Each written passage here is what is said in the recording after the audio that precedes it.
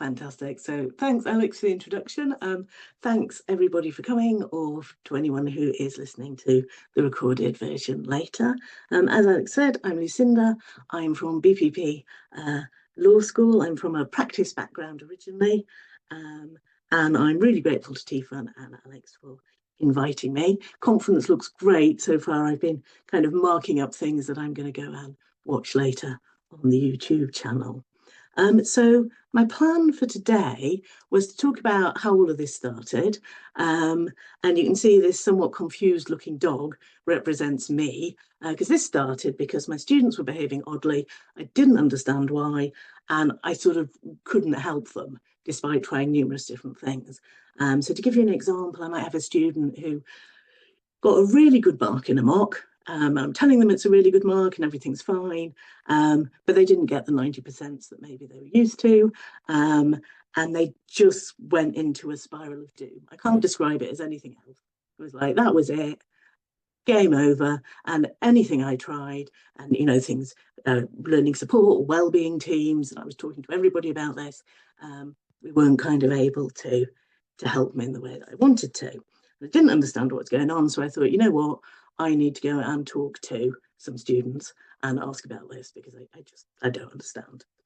So I did a small qualitative study looking at attitudes to failure and having some really in-depth conversations about it with some part-time law students. And that was what started all of this off. And as a result of that, what I found out, I put together some resources, and I know that the abstract promised some resources, and I don't know how long any of you have. So my plan was actually to start with those, so you know where they are and can access them if you want to, and then spend half an hour, 35 minutes or so talking through where they came from, and bringing in some of the ideas around imposter syndrome as well, because the attitudes to failure and imposter syndrome are really, really closely linked. Currently they are up on the National Teaching Repository. Some of you may know National Teaching Repository isn't taking anything new at the minute. You can access them via the QR code there on the slide. They're yours to download, do what you like with. Do tell me, please, what you do with them, because I'm trying to see where they're ending up, which is harder than you'd think. And I also have a lot of colleagues that have been talking about this who also have some fantastic resources and done fantastic work that they want to add. So I'm putting together a website, hopefully going to launch it beginning 2026, where there'll be other resources as well as these ones as well. So that's a bit watch this space. In terms of what's up there, there's a couple of student-facing resources. So there's a 10 tips, as it says, for overcoming failure and building resilience. And then there's also a success cycle. It's got my name on it to distinguish it from all the other cycles, including other success cycles that are out there. And on one side, it's got a cycle with questions and prompts for the students to think about. Then on the other side, it goes into those questions more deeply to help them think about where they want to go and how they want to recover from anything they perceive as a setback. And I'll talk about perception of setbacks a little bit later. And there's also, I've called them faculty-facing resources, but they're for anybody who's trying to support people with this sort of thing. So again, there's an infographic with 10 ideas to help you support students with academic failure or with anything really that they're struggling with in that way. There is a whole references list, partly because I felt the need to prove I didn't just pull this out of thin air, talking about imposter syndrome. So that's there, so you can delve a bit further into the background literature on it. And there's also a generic lesson plan, which I used as an induction session, and that was really to kind of build resilience and adaptability, and just to get students starting to think about, what they might do were things not to go as planned. And that's been adapted by various colleagues in other institutions. Got a colleague who's now at Ulster, but when he did this, he was at Lancaster. He adapted my 2 hours for 20 students to I think it was an hour and a half for 400 and some students. And then he surveyed them he had 280 responses to his survey, and I have to give a health warning with it because he always does, which is just, it was one semester and just, a few questions. And out of that 280 students, 93% said they had never considered planning for if something went wrong. They just hadn't considered something might go wrong, presumably because it hadn't up until that point in that way for them. So that, I think, speaks for itself, really, as to one of the reasons why some of our students really struggle when they do hit a setback. It just comes as this massive shock. So those are the resources that are there at the minute. As I said, they will be added to going on, and I'm just going to talk a little bit about the background to them. So I started looking at failure, and one of the first things I realised when I started looking at it is there's no definition of it. It's lack of success. So it's completely different for different people, depending on what it is they're trying to achieve. So I ended up distinguishing between what I call perceived failure, which is where I as an individual feel I failed, but other people may not feel I have. So that's your low mark in a mock scenario. And actual or significant failure, where everybody would look at it and go, oh, yeah, I would classify that as a failure. So, for example, failing a summative assessment. And what I found really interesting is that it seems that the impact of these two different types, which practically have very different implications, seem to feel the same at point of impact. It really surprised me. And my participants were really different. I had a more or less equal split of male and female. I had people at the first year of these were legal apprentices to the part-time law students, first year of their apprenticeship, people in the 6th year of their apprenticeship, ages were between 19 and 52. They were working for all sorts of different legal organisations. So I expected to see they'd be telling me some different things. And what was really fascinating is that there were very few differences between what they were telling me. So that was one of the biggest surprises. I also just wanted to mention imposter syndrome because it is so closely linked, and as Alex mentioned, it does come into this, and I hesitated about using that image because it's so depressing, but it is what it can feel like if you are struggling, feeling like an imposter. And there are some things that make it much more likely. So level of competition, whether or not there are testing requirements, if there's limited placement opportunities. So the weird thing is, the higher up the food chain you go, so for example, from undergraduate to doctorate to professor, the more likely you are to feel like an imposter if that is something that you struggle with. So it isn't something that goes away the more outwardly expert you become.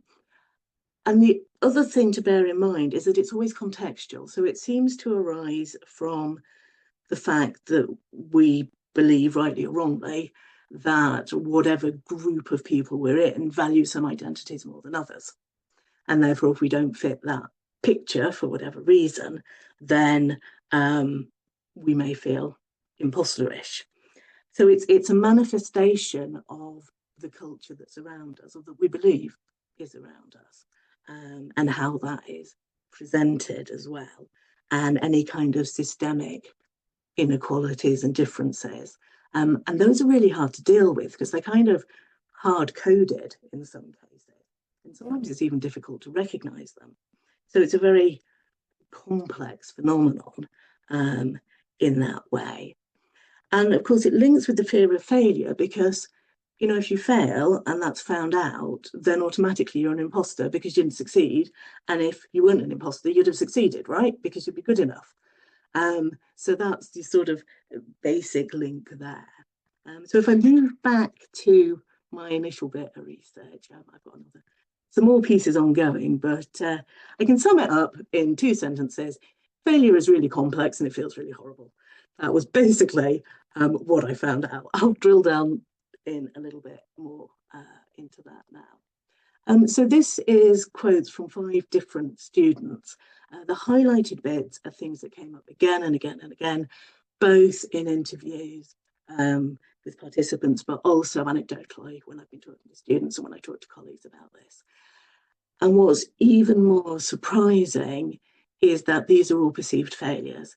every single one of these students could still go on and get a first and could still go on and qualify as a solicitor, right? So these are your bad mark in a mock scenarios. And if you look at how they're describing this, just the impact that it's having on them, that was my kind of second big shock when I started talking to them.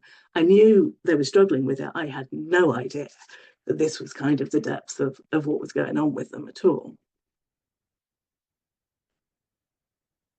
And then, because it feels so horrible, they just were shutting it away. They just weren't dealing with it. So I said, well, what did you do? You described these terrible feelings. What did you do anything about it? And you can see from the quotes, I just kind of sat back from my laptop and kind of sunk into my chair. Oh, that's happened. And I just kind of shut everything away. So what they want to do is they want to take the failure and the feelings, stick it in a box, wrap it around with loads of chains, throw it into the deep ocean, never have anything to do with it at all. And because they don't want to have anything to do with it, they then don't reflect on it and what happened. So it becomes really hard for them to learn anything or to manage those really strong feelings and what's going on with them. And as you can see, pretty much all of my participants, when I've spoken about this outside of studies, they say, well, I've just realised a load of things because I didn't think about this. I shut it away. I didn't think about it. I didn't reflect on it. And if it's really bad, then sometimes this is where they end up.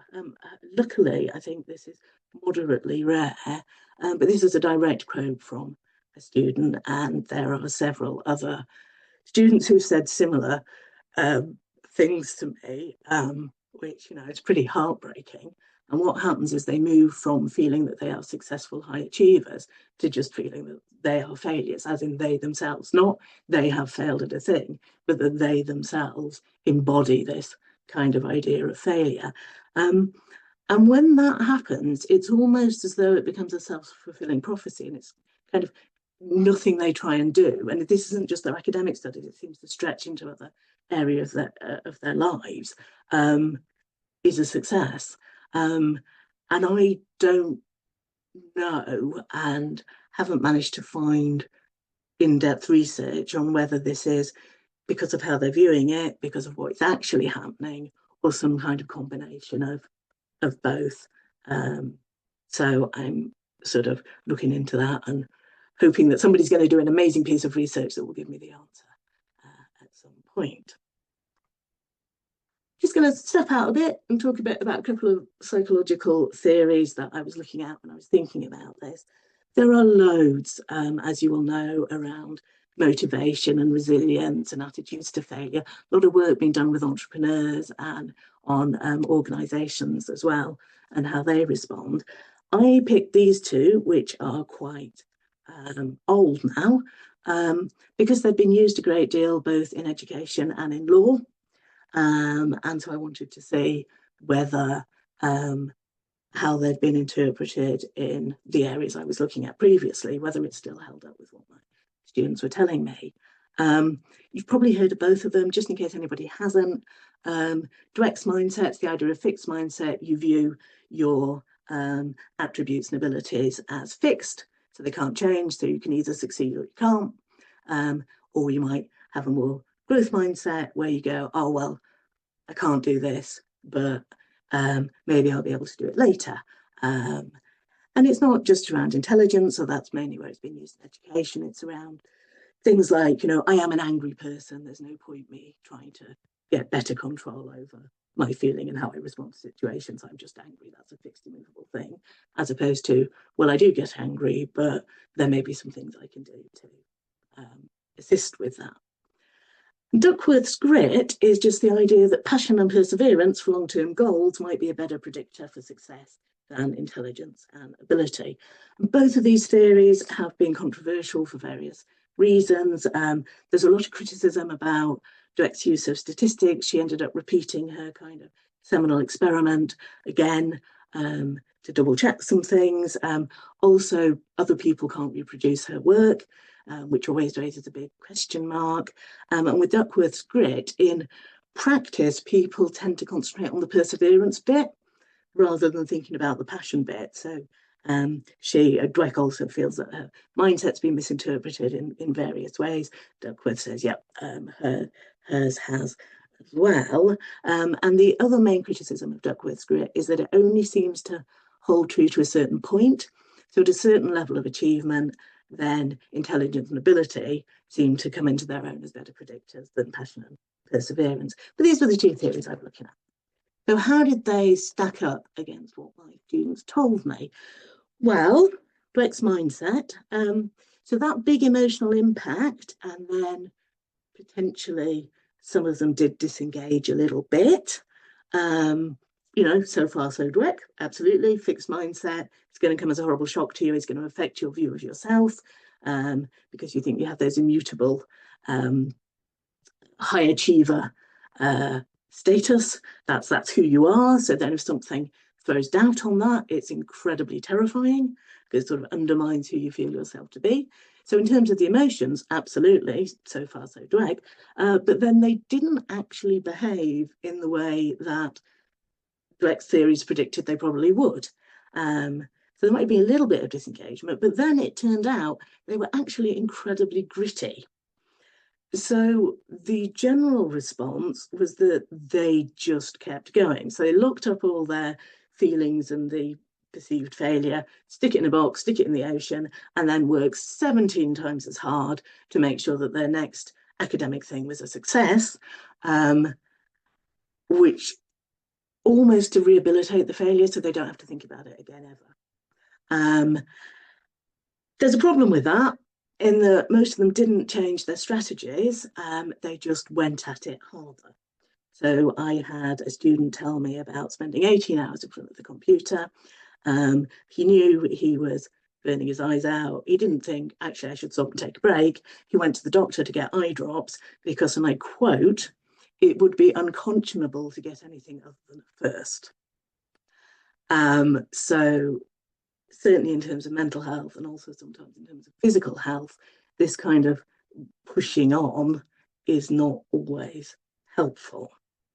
And the other thing that happened is that even though they may have rehabilitated or feel they've rehabilitated that failure by then an academic success, that box is still there, buried in the ocean, hasn't gone anywhere, hasn't been dealt with.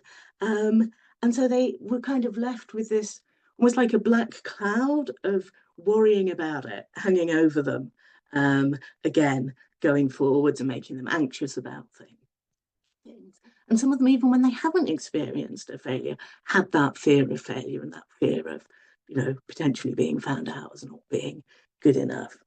So they were ending up in this rather sorry state, which is they had the failure, perceived or otherwise. They've got all these feelings about it that they've sunk in the ocean somewhere. They don't want people to know about the failure. They don't want people to know about the feelings. They're keeping everything secret, which in and of itself is an additional burden that they carry. They keep it secret for a variety of reasons. They worry about being judged. They worry about being seen to be a burden. Again, they worry about being seen to be imposters. They worry that people won't understand how they feel about it, particularly if it's a perceived failure, perhaps a mark that other students might be happy with. So there's lots of reasons for that. And it just ends up being incredibly isolating for them, which in terms of mental health is really, really unhelpful. So that all of this effort that they're putting into this isn't going to learning or doing any things that could help them get to where they want to be. So far, not great. And again here, just to draw out those links between that fear of failure and the imposter syndrome, fear of exposure I've talked about. Quite often the people who feel like imposters are those who have very high standards for themselves. So when they fail to meet those self-imposed standards, there's more risk of failure and there's more failing because what they're trying to do is harder, perhaps. Those failures then trigger or amplify those feelings of imposterism. And again, I've pulled out some student quotes there to help. illustrate that. And another mark of imposter syndrome is that you undervalue what you yourself are bringing and are doing, and you attribute any positive performance to other things like luck or someone helped you or, you know, something else. And what that means is that anytime you fail, it has to be about you, right? So anytime you succeed, it's about something else. Anytime you fail, it's about you, which again leads to that self-fulfilling prophecy of failure that I spoke about earlier on. And there's a quote to illustrate that too. And it seems to be cumulative. So the more of these, even if it's the perceived failures that a person has, the more they struggle, even if they rehabilitate each one by then going on to be successful in something. And that is what seems to lead to where we get people dropping out of either profession or education, because it just feels like a continual assault on who they are, because they're not actually looking at it and dealing with the feelings in order to get more of a perspective on it there. And as it says, then that fear of discovery means that they're anxious, they don't have confidence, and various other forms of psychological distress. So far, so depressing. What was even worse about how I felt, so I said to them, "You're telling me you're feeling so terrible about all this. Do you want to feel differently?"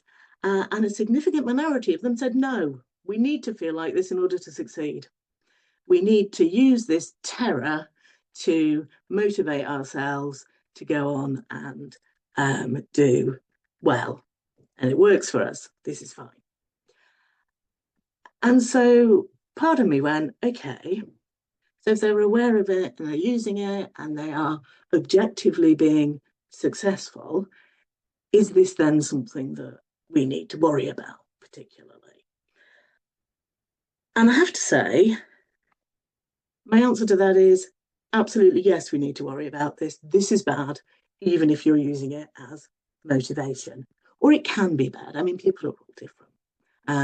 But I think for the majority of people, it's just unhelpful.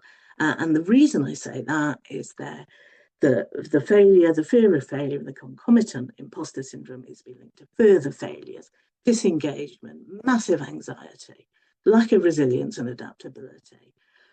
Really bad for your mental health and well-being. You end up with people who won't seek help at all until they're in absolute crisis, at which point we're less able to help them normally. Makes it difficult for people to use feedback usefully. It inhibits personal and professional growth because you don't want to do anything that might show you up as an imposter. And it really impacts retention and progression. As I mentioned, for feeling that unsustainable kind of attack with these various kind of little perceived failures that happen. And what seems to be even worse is that these issues seem to disproportionately affect our underrepresented groups that are underrepresented in higher education and professions, certainly in law, but in other professions as well. That what that means is that it's often the people who've overcome all the numerous barriers and the everything else to get where they are, those are often the people who leave. If they feel like this. So how to help? This is where the talk gets cheerier. So the first thing that I do with my students is I call it busting failure myths. So there's this idea, I call it the cult of failure, that the way it works is that you have a terrible failure, it's miserable, you learn something amazing, and then you power through to astounding success. So we hear a lot of those stories. And they tend to be told by people who are objectively very successful. So, you know, your Oscar winners and your Olympic athletes and your best-selling authors and whatever else not. And they can be really inspirational, but I don't know about you, it is certainly not my experience of most failures, and I don't think it's my students' experience of most failures either. Because failure does not necessarily lead to astounding success. And I think that's something that needs to be acknowledged alongside the inspirational stories. And I think also the emotional impact needs to be acknowledged. Apart from anything else, it needs to be acknowledged because it stops people doing silly things because they have strong emotions. So, you know, student might be shocked because of a failure, perceived or otherwise, and they're, you know, ashamed and angry and all those things. And as a result, they are then rude to some people they probably really shouldn't be rude to. So those kind of things. You need to acknowledge that emotional impact and take a bit of a pause before rushing off and perhaps doing unhelpful things. There's also this idea that ties in with failure being an amazing learning experience, that if you're not happy to fail because it's the best learning experience you can have, that somehow there's something wrong with you. You should embrace it with open arms. Nobody embraces it with open arms because, as I've discussed, it feels really horrible. And I think we have to say, you know, it does feel horrible. Nobody likes it. That's part of the deal. And also, sometimes there isn't anything to learn. It might be things outside of your control. It might be just you were unlucky or it was a bad day. Even if there is something to learn, it's really hard to know what it is, because failure is normally really multifactorial, and it's really hard to analyse that, to actually know what might have been the thing that caused whatever happened. So it's certainly not the best way of learning, even if there is anything to be learned. It is true that, you know, the tackling difficult things and feelings can encourage personal growth, so you can do some reframing around that, which can be helpful for some students. But I think as a background to that, sometimes you just have to acknowledge that sometimes a failure is just a failure. And you know what? That's okay. That happens. This is when I was talking about the impact earlier. Interestingly, the impact of perceived failures and actual failures, they're having a very different practical effect. Students didn't distinguish because the emotions kind of felt the same at the point of impact. So how quickly those strong emotions diminished, lots of different factors in that. So perceived fairness, whether they'd done their best, whether they thought their effort reflected the result, general attitude towards their institution as well, which is interesting, and what they were expecting. So the more shocking it is, the longer the strong emotions stay. But one of the most helpful things you can do is help a student start thinking a little bit more objectively and say, well, you know, you're feeling like this, but actually, if we were to establish a gradient from doesn't matter to catastrophic, where is this? And that does a couple of things. So it helps them sort of start gaining a bit of a sense of perspective, but it also helps them start thinking about a plan to deal with things rather than just feeling awful about it or going into their kind of rehabilitation loop to try and fix it. And another way of thinking about this is to actually ask students and get them thinking about what success looks like for them. So then if you do have people who feel that, you know, if they aren't getting the 90%, then, you know, it's all doom, then you can help them be more realistic about what's expected and talk about the fact that, you know, you expect them to find it difficult. They are doing new things. So all of that can really help as well. This, resilience, I get really cross about this. So that student quote up there is actually from a different piece of work, but it is there because this is how, unfortunately, I find a lot of my students and indeed some of my colleagues think about resilience, think what resilience means. They think it's an individual endeavour. You've got to keep being perfect even when the rest of your life is in a truly terrible state. I do not think that is what resilience means. I think it's this. It's the ability to adapt in adverse circumstances. What that means when you move away from thinking it means you still have to, you know, achieve, is you call on all available sources of help, because that's part of being resilient, is doing the best you can, and that's asking for help in those circumstances. And it's also making the best decision for where you are. Now, the best decision for where you are might not be the thing that you want to happen or the thing that looks best on paper. So if we think about it from a student experience, it might be actually you do need that interruption study. or maybe you aren't fit to sit these exams at this particular point. And the reason that I get incensed about this is that I have regularly seen students and others whose life circumstances, through no fault of their own, are such that it is nearly impossible for them to achieve what they are trying to achieve. And the burden of almost guilt and shame that they carry about that is just awful. So, and that's because they feel they should somehow be more resilient, just be able to deal with that. And that's because of this tying in the resilience to an individual. Whereas what I found helpful is to actually share with them some of the studies that talk about the things that have proven to help people be resilient, like sense of belonging, good support network, all of that sort of stuff is really, really helpful. And the other reason I don't like it is that I think it almost lets communities off, and places like employers or institutions or whatever. The minute we start saying, oh, they should just be more resilient, we are removing our own part in the process. So absolutely, people need to think about it themselves, and they need to take responsibility for their own feelings and action. I'm not saying that's not the case, but I think if we remove that from the bigger picture of where they are, we're just doing them a massive disservice, because it is really about the community around as well. So yes, correcting that misunderstanding is very helpful. They compare all the time, my students. I don't know how to stop them doing it. If anybody does, that would be amazing. Let me know. What I have had some success doing is trying to make more realistic comparisons, because all they look at is the grades, I've found. With my colleagues, what they look at maybe is papers published or what somebody's, money brought in or whatever it is. But actually, if the circumstances are different, then it's not an appropriate comparison. It's an apples and pears comparison. So my student who, is working and has caring responsibilities and is not the same as my student who is living at home, having everything organised for them and only thinking about their studies. It's an apples and pears comparison.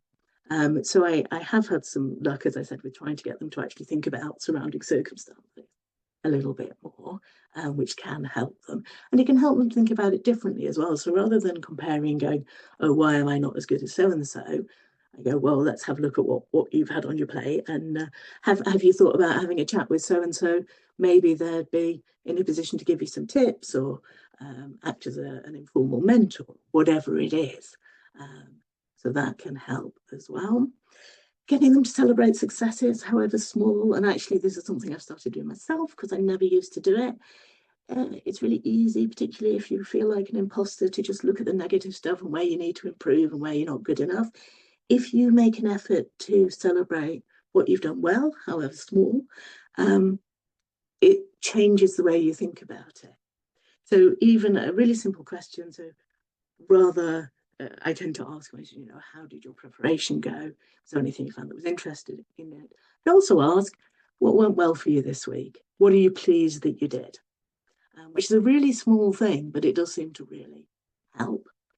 And encouraging them to look for external evidence. So I was talking to Alex about this actually the other day. So I do not have a doctorate because I'm from a practitioner background. And when I'm in academic circles, I often feel that, I should have one, and that it's wrong that I don't. I have no external evidence for that. I have nothing other than my feelings about that. Nobody has ever said anything about it to me. Nobody has ever suggested this means that, people shouldn't listen to me. It is all coming from me.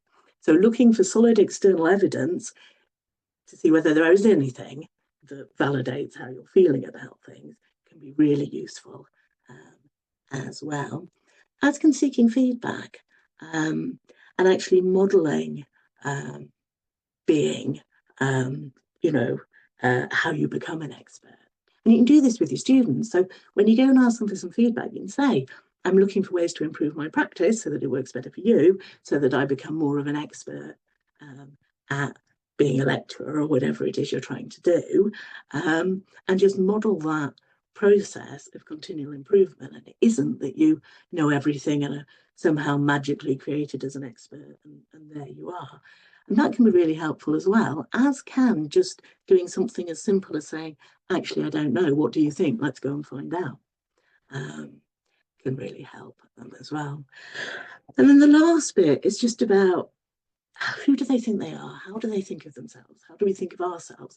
I've used mine because it's quite a good example. So, as I said, I was a academic, and it's quite a big thing when I went from describing myself as a lawyer to describing myself as a teacher. It took me a good 18 months after I'd moved full time into education to actually start to think of myself as being expert in a different kind of field. Sharing everything, this is magic. There is some kind of magic that happens when this happens. So when they're isolated and keeping everything secret, there's not a lot of sense of perspective. And even if they suspect that what they are thinking or feeling probably isn't accurate, it's almost like they need somebody else to come in and tell them it's not accurate. Or say, oh yes, I felt like that, but actually, no. This isn't then what happened. And there's some quotes up there to illustrate that as well there. And interestingly, they don't even need to open up about what the setback was. It seems to be about the feelings. So they say, I felt like this. 9 times out of 10, someone else will say, oh yeah, I had a thing happen and I felt like that as well. So there's some validation there. And it's just immensely reassuring. And I think it does several things. So it removes the sense of isolation. There's the validation, which came out massive from my participants, is the bringing in a perspective as well. And it's particularly powerful if the individuals felt that the person they were opening up to understood where they were coming from and understood their circumstances and what they were going through, which again is where kind of mentoring and peer support and things can be fantastic. Also, admitting you're feeling a certain way or that you've had a setback, it opens up the opportunity to ask for help. When you're keeping it all secret, you kind of can't because you're keeping it all secret. So I'm a firm believer that a lot of the antidote to this is just to try and be more open about it. I know it's not easy. I think particularly for lawyers who have a keen sense of competition, my students certainly do. It is difficult, but I think acknowledging that it can be really helpful is a really good start. And again, it just helps to distinguish between what you might be thinking, for example, I'm an imposter because of X, and whether or not anybody else would think that. And even asking yourself whether you would think that about anybody else, because the answer is nearly always no. And again, this is where role models come in. Role models really help you feel like you belong, but there are certain environments where there may not be anybody who on the surface is similar to you or similar to one of your students. But they probably are if you dig a bit deeper. And again, I'll give a personal example. So when I started at BPP, I had a colleague who was a barrister. And if you can imagine kind of a cartoon or a traditional old style book version of a barrister, he was very much presented as that. And I can remember chatting with him and thinking, what am I doing here? I am nothing like this at all. And then when I got to know him a bit better, I realised a few things, including the fact that we have really similar values and really similar concerns and really similar worldviews about the purpose of teaching and how students should be supported and what professionalism means and all those sorts of things. And so when I realised that actually all those really important things, we were the same, even though if you look at us, we're chalk and cheese, if you put down the attributes on paper, that was really helpful as well. So just digging that a little bit further and maybe talking it, recognising the differences and how they might even be advantages to you or to your students, but also recognising the similarities, and that's why everybody belongs. Similarly, any adaptations that you can make, and that's why all the work that's being done around inclusive practice is so important, because it really does make a difference to that feeling of belonging, and not feeling that you're different and therefore don't belong. And actually talking about it, so, it's not unusual to have things that have happened to you that give you attitudes, certainly towards failure, also to feeling like an imposter, that are really hard to shake. And there's some things that you can do or that you can suggest to your students that can help with that. And I really like the distinguishing between being inexperienced from being unqualified. I would probably say unable rather than unqualified, because unqualified to me suggests a bit of paper. Just because you are new to something doesn't mean you're unable.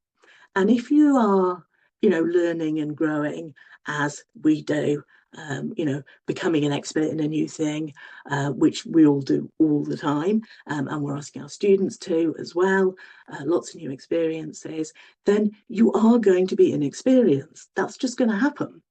And part of the transition process of becoming a professional, becoming an expert, becoming a not imposter, is going through that inexperience and going through that learning. And it isn't about ability, it's just about time and learning. And so drawing that line, I think, can be really, really helpful as well. It's back to the idea of, well, not yet, but I'm going to get there. And one of the things that can help you take those risks and understand, it's going to be difficult, people are going to make mistakes. Firstly, talk about that. Tell your students it's going to be hard. You're not going to succeed at everything first time. We expect that. That doesn't mean you're not doing well. That's part of the process. Sometimes just, pretending you have that confidence and having to go anyway can be really effective. That's a kind of fake it till you make it idea. Which, if you take it to its sort of ultimate degree, that's where you end up with people who have alter egos to do some things that they need to do. I think the one that sticks with me was apparently Beyonce, the singer, when she started going and negotiating with all the record labels, she was really struggling with it. So she gave herself an alter ego called Sasha Fierce, which is a fantastic name for an alter ego.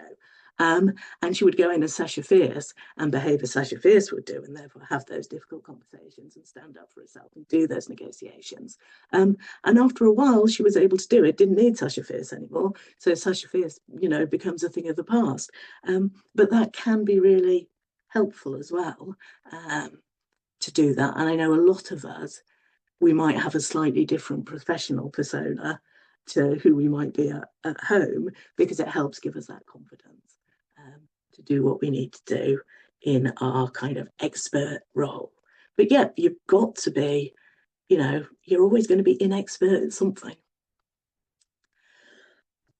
And this is, as you called it, helping themselves. But I think to know where you want to go, you've got to kind of know where you're starting.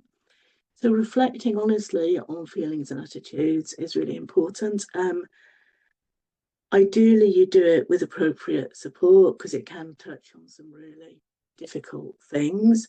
So if you're doing it yourself or you're encouraging your students, please do give it with a bit of a health warning, that to make sure they're kind of in the right place where they can cope with any difficult thoughts and emotions and feelings that might come up, and they've got sources of support if they need them, and the same for you, because I had a pretty rough time when I did this for myself. Turns out my feelings and attitudes were pretty awful. I hadn't realised how bad they were until I started looking at it properly. And one of the reasons I wanted to look at it was because I was worried about what I was transmitting to my students, even if I wasn't using the words, if I was having an attitude in some way. Because the legal industry in particular is known for being quite old school about this. You're either good enough or you're not. And all the pressure and all the everything else that I've talked about that can lead to issues for people and feeling like an imposter. So yeah, it is really helpful to do that for yourself. And if you know where you are, then hopefully you can be in a better position to support other people as well. there's lots of studies that show that particularly students, when they feel understood and they feel that their mentors or people in authority have faith in them, then that's really, really helpful. They do a lot better academically.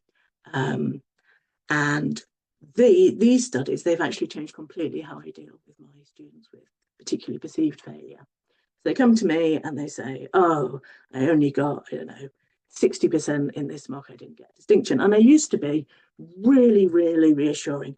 Don't worry, that's really good. You're doing great. There's nothing you have to worry about. It's all fantastic.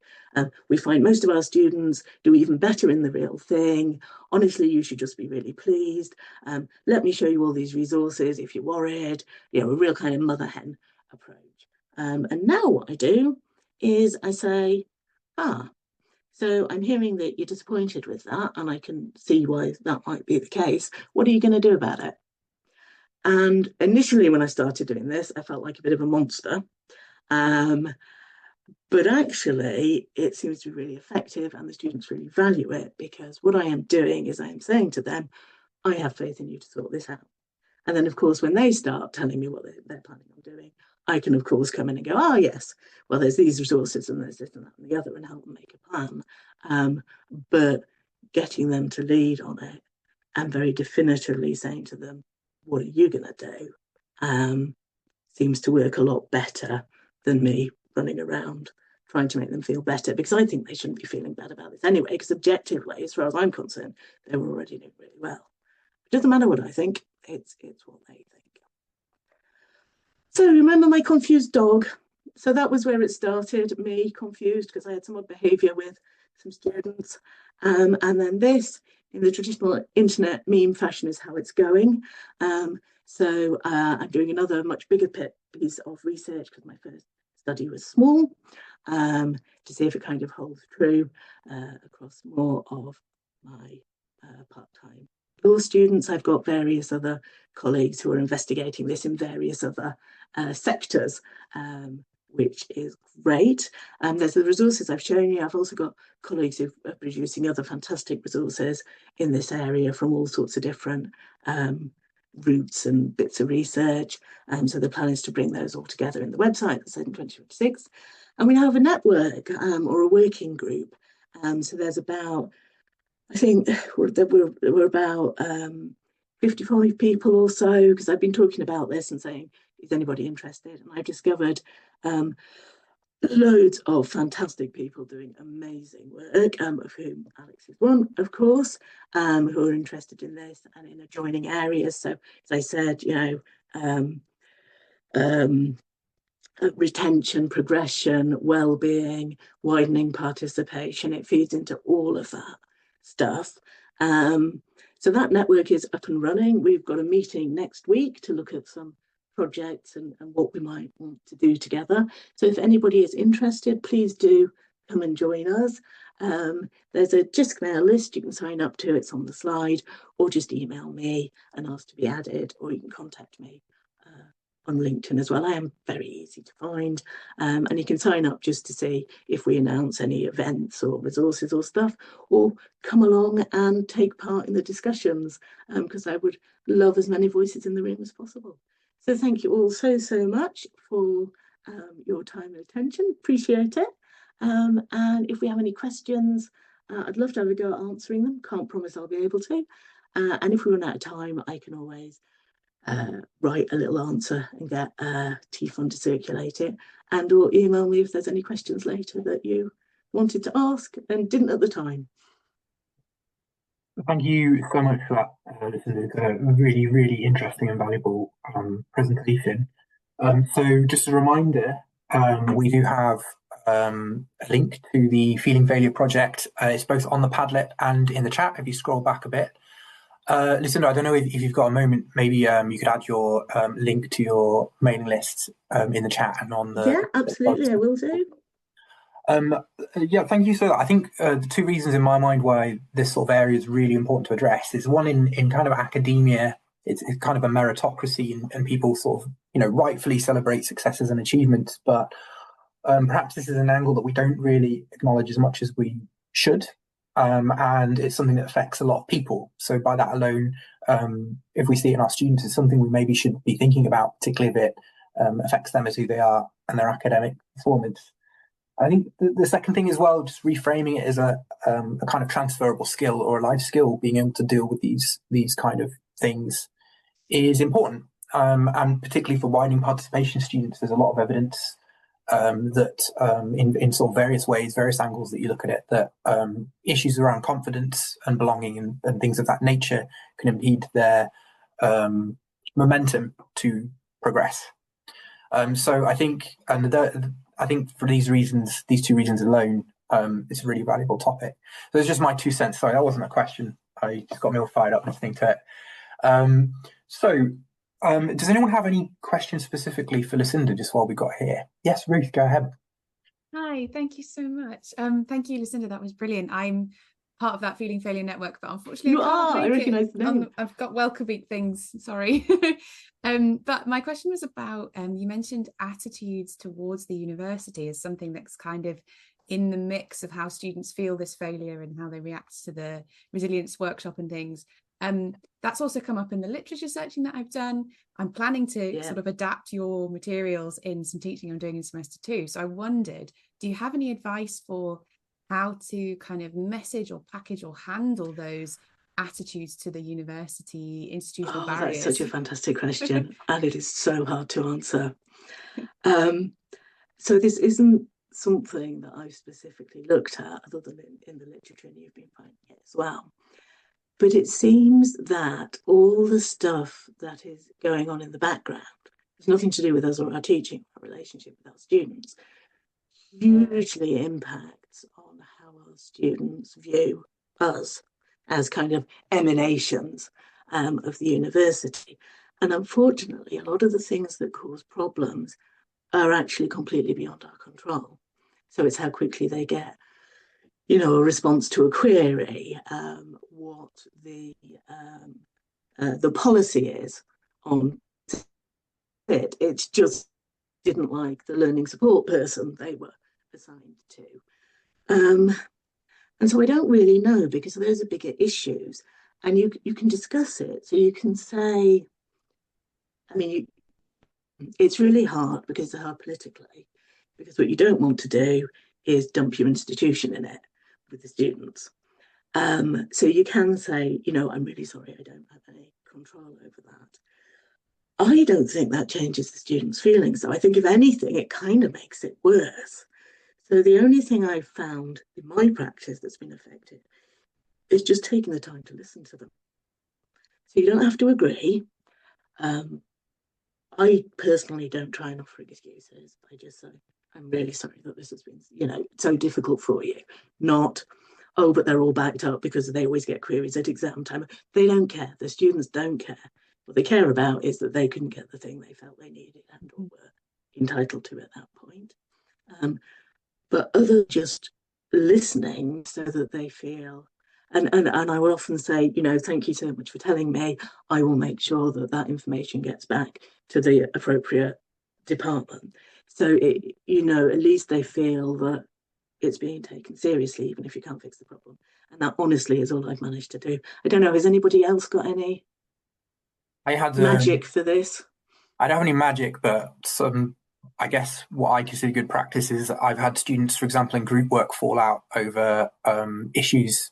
For example, we've got a project on knife crime interventions, and some students from working class backgrounds felt that some students from middle and upper class backgrounds are talking about things in a very dismissive way, when actually it was more to do with their lived experience. Yeah. And in response to that, I just said, well, look, I'm going to update my lecture slides next year and preempt this, and just ask people to be more sensitive about that. And that could apply for any topic. I think if there's a relevant way that you can iteratively just head things off at the pass and give students a little bit of guidance that way, that can help. It first of all makes the student feel listened to. I can immediately see them calm down when they know that that's a thing that happens. But also, I think if it's good, if it's a gap, it's something that needs to be addressed, then that also helps improve your resources. Brilliant. Thank you both. Yeah, really useful. So let us know how you get on. Yeah, I will. So we've got time for one more quick question, if that's okay, Anke. I do hope I pronounced your name properly, sorry. Anchor is fine, yeah. I always say it sounds like what you attach a ship to the bottom of a seabed with. So really interesting talk. I see quite a lot of the same in my students. I teach psychology research methods, mostly statistics. This is stuff that the students loathe. They will at best call it a necessary evil. I get a lot of, I am just not very good at computers, numbers, you name it. Yes. You get a lot of disengagement and a lot of fear. And so I was really, really interested in listening to, you know, the fact that some of this is so embedded in the students' lived experience rather than in my teaching. But one of the things, they've got two parts. One is a comment, which might be useful for anybody else who's been listening. I spent a lot of time in my lectures telling them about how awful I thought stats was when I was a student. I actually say I couldn't understand it. I found it really frightening. It can have a double-edged effect. Some students are going to be very happy and say, oh yeah, she understands it. And the others are, if she can't understand it, how do I have any hope? Oh. So that is actually really, really important to remember. If I, who's standing at the front there with my grey hair, strutting up and down, speaking about stats without looking at notes, if I found it hard, I'll leave it there, because I think this was a real shock to me when one of my students pointed this out to me, because I thought I was making it so accessible, and it turns out I was just removing them even further from it. One size doesn't fit all at all. The second half I've got is a question for you, because you seem to have thought about this a lot more than me. not sure that's true, but yes. What would be the first thing you would recommend to a baby lecturer that they should do to help their students and to help manage their own imposter anxieties? Oh my goodness, the first thing. I honestly think the first thing is recognizing it.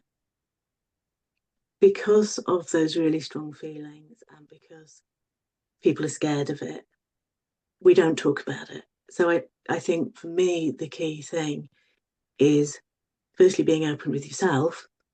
Like I said, I had a pretty rocky time doing that.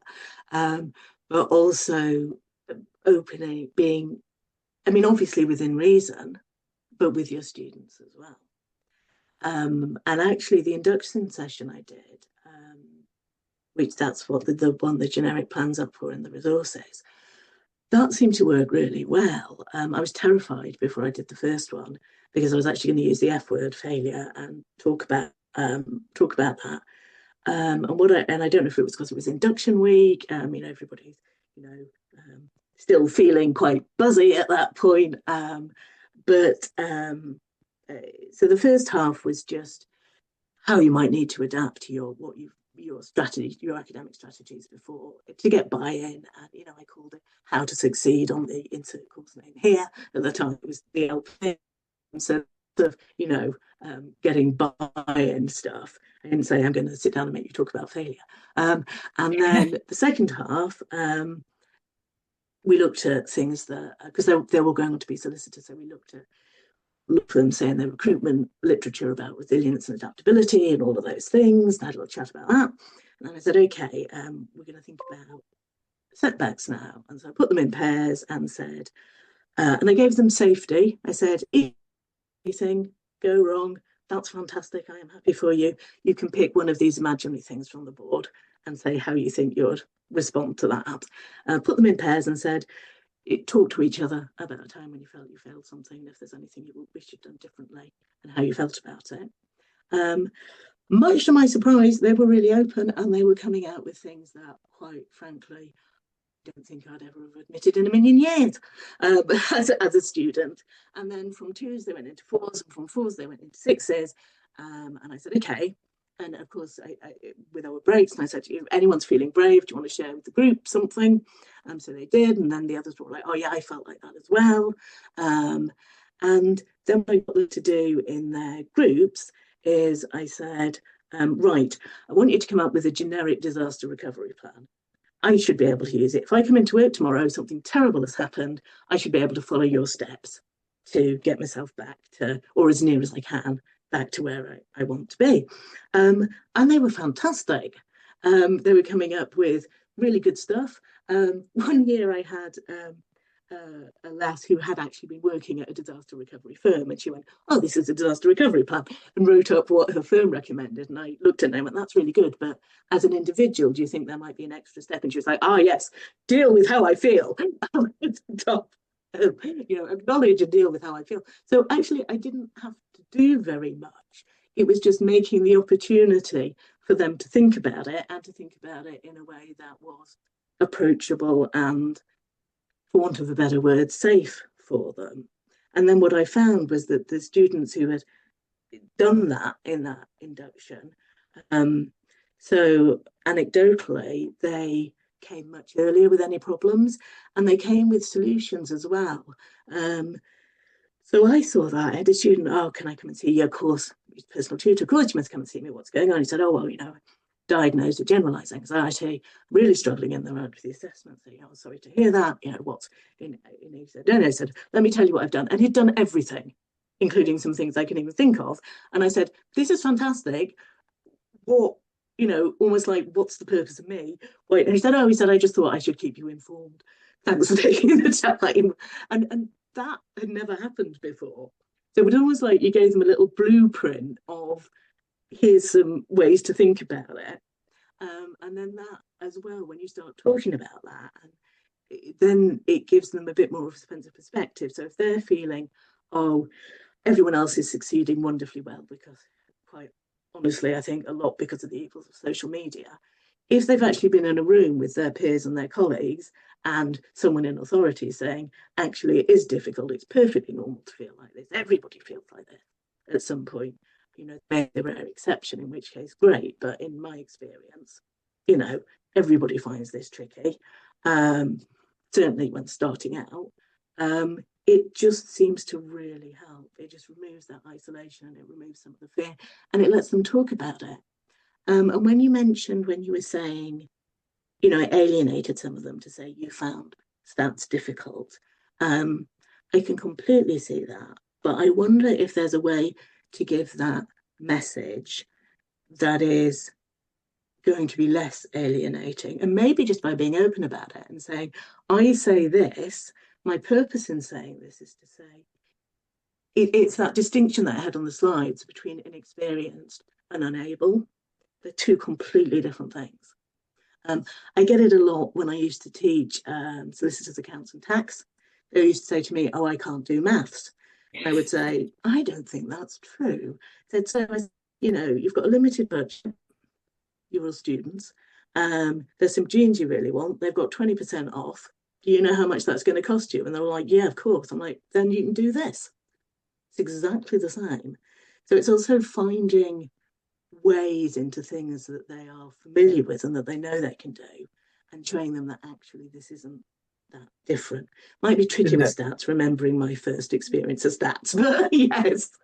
Yeah, honestly, I do much what you said for that part now that I've had that experience with the students, but I just wanted to raise it because first time it happened, I was so shocked. But can I pick up one more thing you said in your answer there about the F word, failure? I'm a scientist. Science. It's all about quote that. Somebody, Catherine Schultz it is, to quote her, is a monument to the utility of error. Exactly. And I like that. It's from a book called what's it called? Being Wrong. Yeah. By Catherine Schultz. And it's well worth having a look at.